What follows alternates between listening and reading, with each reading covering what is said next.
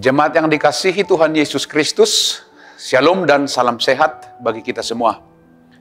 Sebelum kita melakukan aktivitas hari ini, marilah kita terlebih dahulu mendengarkan firman kehidupan, yaitu yang tertulis dalam kitab 1 Petrus 1 ayat 17. Demikian firman Tuhan.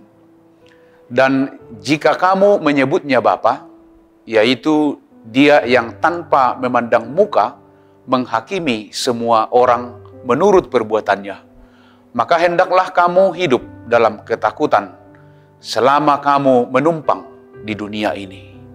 Demikian firman Tuhan. Dan yang menjadi tema firman kehidupan kita adalah Allah adalah Bapa yang mengasihi anak-anaknya.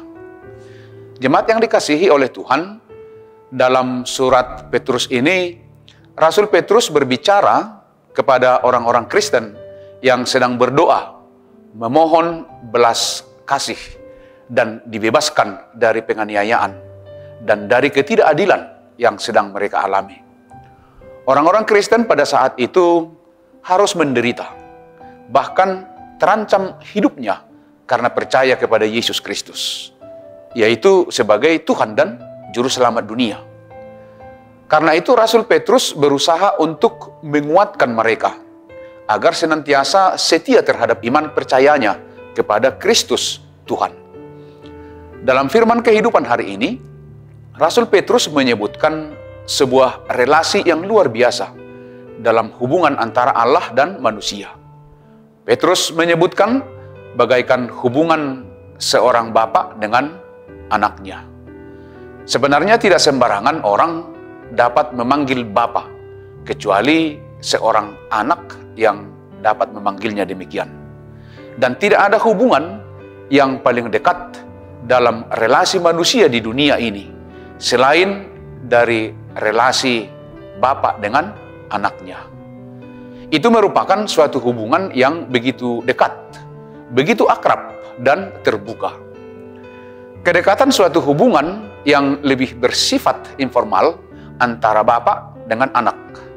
Rileks, namun anak harus benar-benar menghormati bapaknya.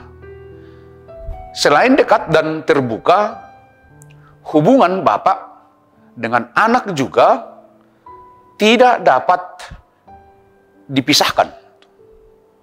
Karena apa?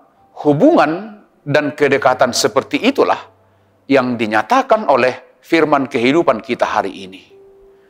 Tuhan Allah di dalam diri Yesus Kristus menjadi manusia untuk membangun hubungan dan kedekatan itu, untuk menyelamatkan manusia dari dosa, menyelamatkan manusia dari maut. Karena itu kita harus percaya bahwa Tuhan Allah sangat mengasihi anak-anaknya, sangat mengasihi orang-orang yang percaya kepadanya. Dia mengasihi kita bukan karena kita layak memperoleh pengasihannya. Hubungan antara bapak dan anak yang dikatakan Petrus dalam firman kehidupan hari ini adalah hubungan yang betul-betul penuh kasih dan keadilan. Bapak yang mengerti kapan dia harus mengajar dan kapan dia harus mengampuni anaknya. Demikian juga bapak yang mengerti keadaan dan pergumulan hidup anak-anaknya. Dan bapak yang demikian itulah bapak yang betul-betul memberikan kasih dan keadilan yang penuh kepada anaknya.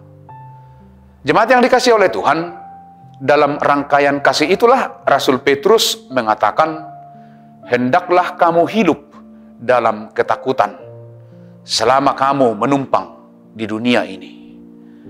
Pemahaman kita dengan kata takut dalam firman kehidupan hari ini bukanlah perasaan takut seperti seorang pencuri yang dikejar oleh orang banyak karena dia ketahuan mencuri, dan bukan juga karena dikejar oleh petugas kepolisian.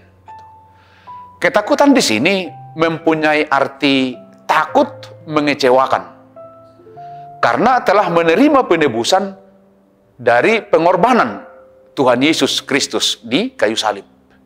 Jadi penebusan yang dilakukan oleh Tuhan Allah untuk menebus manusia dari hidup yang sia-sia dengan harga yang mahal, yaitu darah Kristus di kayu salib. Kristus harus menderita dalam kehinaan salib, agar manusia itu kembali memiliki peluang menjadi anak-anak Allah. Jemaat yang dikasihi oleh Tuhan, menjadi anak-anak Allah tidak memandang muka. Namun dalam firman kehidupan hari ini dikatakan oleh Rasul Petrus bahwa hidup takut di hadapan Tuhan itu lebih menunjuk kepada kehidupan yang taat dalam mengerjakan dan melakukan firman Tuhan. Tuhan Allah adalah Bapa yang mengasihi anak-anaknya, mengasihi kita semua. Di dalam Yesus, kita adalah anak-anak Allah yang memiliki peluang untuk dikasihi. Oleh karena itu, sebagai anak-anak Allah yang dikasihi, hiduplah sebagai anak-anak Allah yang mengasihi. Sebagaimana kita telah dikasihi terlebih dahulu. Sebagaimana kita telah lebih dahulu menerima kasih Allah yang begitu besar. Demikianlah firman kehidupan kita. Selamat beraktivitas, tetap semangat, dan jangan lupa mematuhi protokol kesehatan. Tuhan Yesus memberkati kita semua. Amin. Mari kita berdoa. Dengan segala puji syukur, pada pagi hari yang indah ini, kami dengan yakin dan penuh semangat untuk melanjutkan pekerjaan dan aktivitas kami. Biarlah kiranya Tuhan yang menjagai dan juga melindungi kami. Tuhan yang memberikan kesehatan dan Tuhan yang memulihkan orang-orang yang sakit. Karena Yesus Kristus Tuhan dan Juru Selamat kami yang hidup. Anugerah dari Tuhan kita Yesus Kristus, kasih setia dari Allah Bapa, dan persekutuan dengan Roh Kudus, itu kiranya yang menyertai kamu. Amin.